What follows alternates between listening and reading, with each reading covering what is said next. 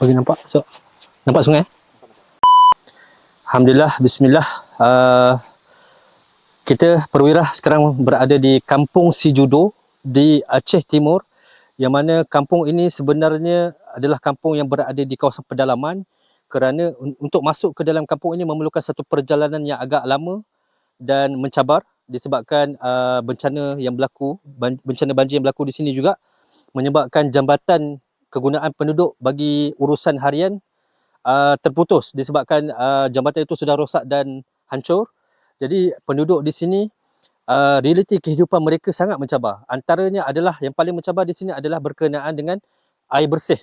Yang mana seperti anda boleh lihat di belakang saya adalah sungai, yang mana sekarang ini penduduk ini daripada dulu sehingga kini menggunakan sungai ini sebagai sumber air mereka untuk minum, untuk memasak, untuk semua benda sekali yang memerlukan air, semua menggunakan daripada air sungai. Dan ini merupakan salah satu uh, cabaran utama penduduk di sini disebabkan berlaku banyak isu-isu seperti keracunan makanan dan sebagainya.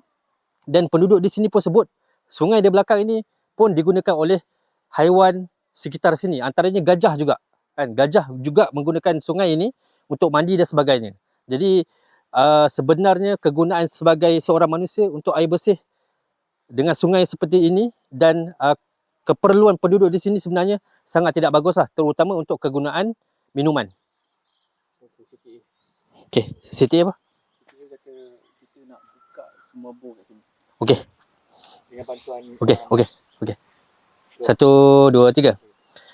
Dengan sokongan kita dan usaha kita dengan membantu mereka, kita merancang untuk membina telaga air untuk kegunaan air bersih bagi kegunaan penduduk di sini, terutamanya untuk minuman lah kan, kerana dengan air bersih sebenarnya menjamin kesihatan seorang manusia itu.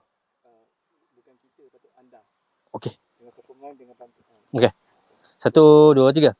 Dengan sokongan dan bantuan anda, kita merancang untuk membina telaga air di Kampung Sijudo, Aceh Timur ini supaya memberikan kelegaan dan harapan buat penduduk di sini.